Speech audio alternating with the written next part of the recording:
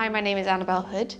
I am a contemporary silversmith and hand engraver. I'm originally from Wiltshire, but moved to Edinburgh 10 years ago, and I absolutely love it here.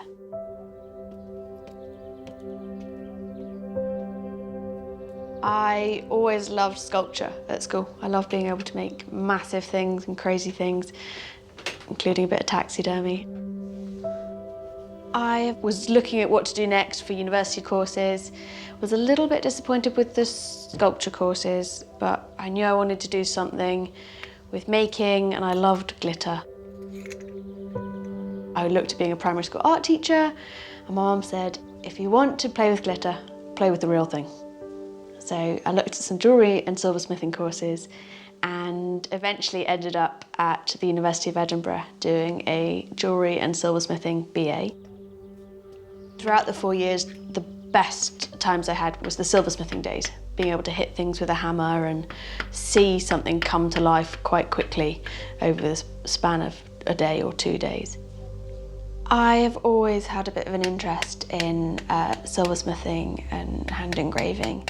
They're both skills that go back hundreds and hundreds of years, and I've always really enjoyed visiting museums and seeing their collections and looking at pieces that were made maybe in the Victorian or Georgian era without the tools that we have now, and just kind of going, oh, I wonder how they made that, and you're just trying to, in your mind, deconstruct and imagine how they're going to make it. It's wonderful to see the evolution of silver, and what I do now is the same skills, but just in a little bit more of a contemporary way that we use them. Hand engraving is acknowledged on the endangered crafts list from the Heritage Crafts Association, and so they're very worried about it. What's so lovely in this country is that makers, silversmiths, hand engravers, everyone, many of them are so willing to share the skills that they've got because they understand how important it is to keep the skills alive for next generations. It's been so lovely to have all this support from other people to help me in my career, and it's something going forward that I'll be willing to help anyone who comes to me and asks me a question about it, because I want to keep it alive as well.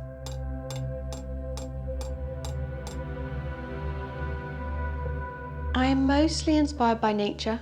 I love landscapes and kind of, all the flowers you see in the hedgerows. But I also like to bring into my work some big topics. For example, the climate change that's inspired the tea set, or visual impairment. I did a collection based off of that. I love at the weekend being able to go out and have little adventures, and I take my film camera and take pictures for inspiration. The Scottish environment is very dramatic and ever-changing, so there's always constant sources of inspiration.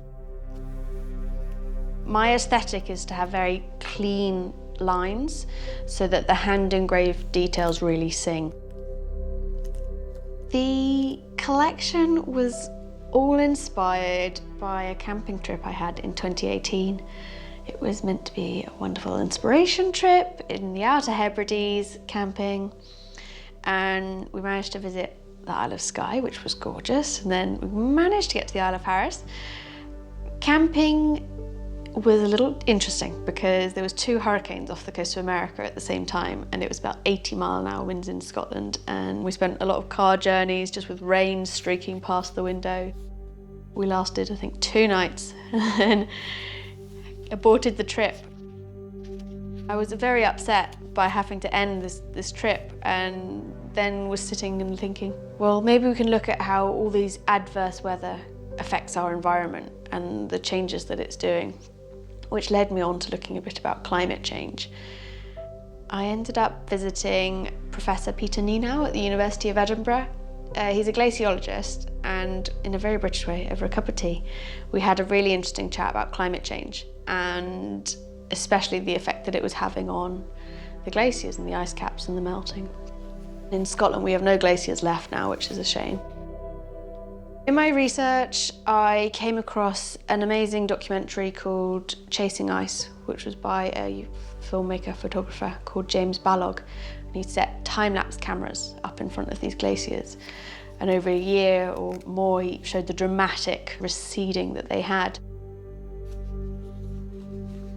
I found another photographer called Tom Hegan, and he does these aerial shots for a series called 2 degrees Celsius, again, of glaciers and the kind of the flow of the ice melt moving across the top of them.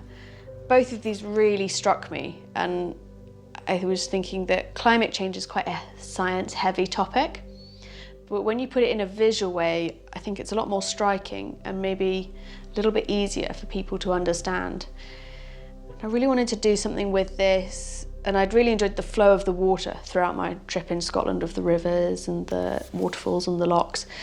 So inspired by these images of the glacial melt flow across the cup of the icebergs. So I tried to recreate that with the kind of matte finish of the silver to represent the ice, and then the hand engraving to represent the flow of the water over the top of it. And it's a technique that lends itself really well to that. I think creating pieces that are not only just beautiful, but really have an interesting backstory to them can create meaningful conversations between people. And I hope that, you know, maybe they go home and change a habit or two in an idea of that they've understood how climate change and our behaviours towards our planet have affected them a little bit more. I am very excited to have my Glacial Flow tea set in the permanent collection of Blackwell Arts and Crafts House. I couldn't have thought of a better home for it, to be able to have it on show for so many people to come and see and tell the story that it does tell. To have it alongside the amazing other artists, contemporary and the traditional artists, and the beautiful work of Bailey Scott is such an honour. I'm hoping it will inspire generations to come to maybe be a silversmith or an engraver and showcase that you can be an artist if you want to.